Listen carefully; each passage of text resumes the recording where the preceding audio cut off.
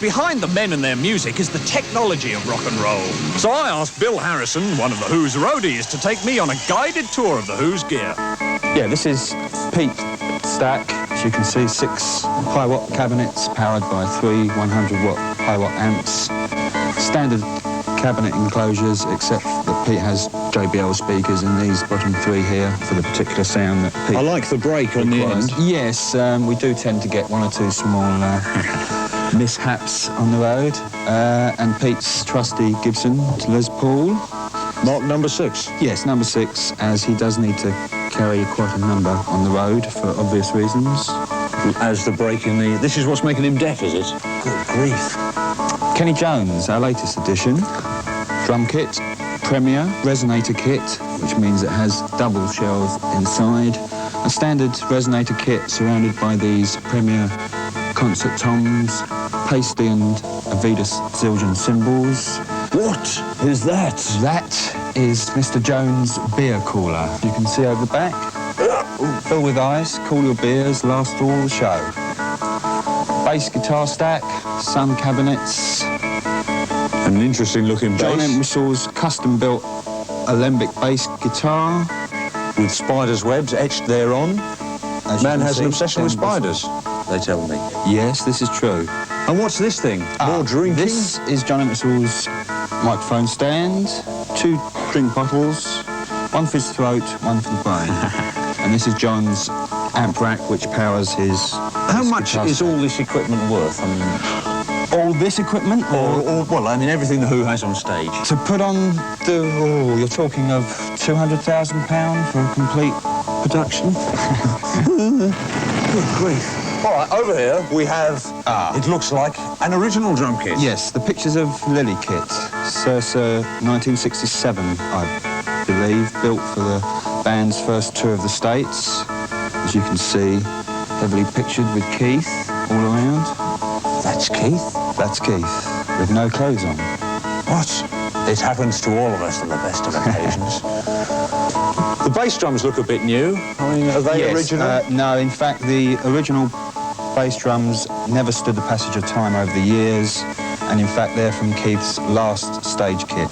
What's this, anyway? An old timpani skin, which Keith used to use with the running order on, as you can see. I mean, I would have thought that someone, after all that time, would have remembered what the set was. Well, not quite, no. You sometimes need a gentle reminder. A gentle reminder. All right. Well, we've seen a lot there. What I shall do now is show you the kind of thing that Keith Moon used to do with his drum kit by taking this enormous, huge mallet and...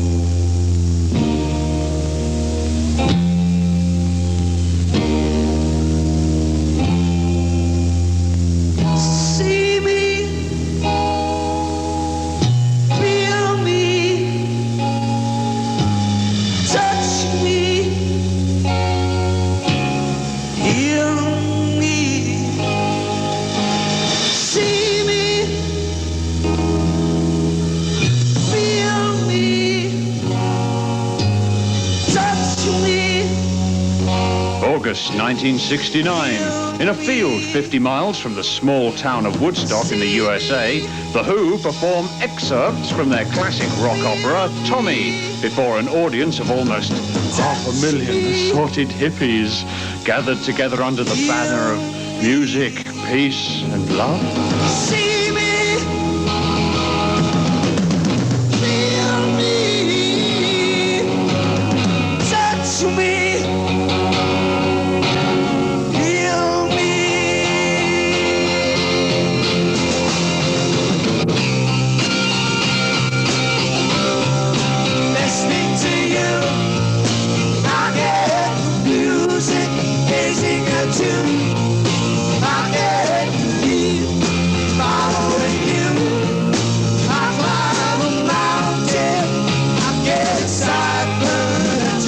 Be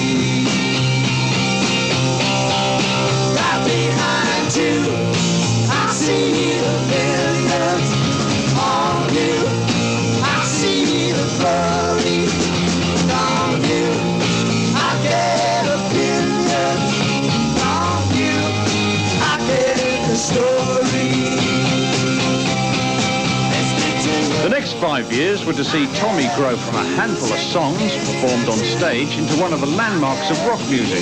Townsend's story of the deaf, dumb and blind boy who went on to become a pinball wizard captured film director Ken Russell's imagination. And Tommy the Movie was released with an all-star cast, including fellow rocker Elton John, a cast of thousands, and a budget of over $3 million.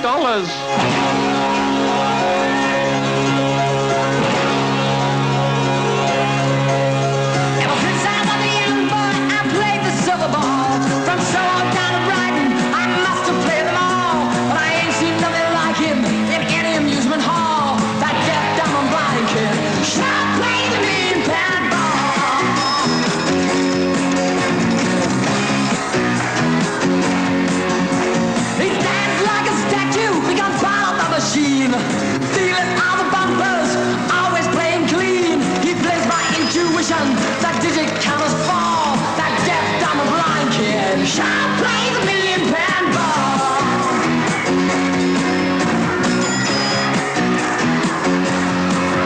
He's a pinball wizard. There has to be a twist. A pinball wizard got such a soulful wrist. How do you think he does it? I don't know. What makes him so good? Distractions, can't hear no buzzes and bells. Dirty lights are flashing, he plays by sense of smell. Always has a replay, never tilts at all. That deaf, dumb and blind kid shall play the million-pound ball. What's it feel like to go from being the pop star on stage, swinging his arm around and everything, to being a businessman, more or less? It's effectively what you are now. You're an executive film producer, in a way. Well, this is something that I'm often asked. The companies that I formed, I mean, particularly Eel Pie, which is my own company, you know, that's brought me back closer to reality than any amount of touring in California gigs would ever do. I deal with young bands every day. They come in, the problems are they can't afford guitar strings, their Ford Transit van has got 150,000 miles on the clock, you know, they can't get gigs. You know, I mean, those are the kind of problems that I now deal with on a day-to-day basis because I'm in a company, because I'm running a company. In fact, I started the company partly for that reason. That's one way that I feel I can get back to really what's happening out there. There's a lot of big business about it. I mean, does that worry you? You know, it bores me. You're the one who bores me to death. I hate it. Well, you're the one who wants to go out on the road, like you see yourself on the road all the time. So we read. Yes. I mean, it just, like I say, it bores me. I mean, I like it if I've got the live part. If I am on the road, then the rest of that makes sense. But that on its own is complete rubbish to me. It's exactly what I didn't want to be. I didn't join a rock and roll band to be a businessman.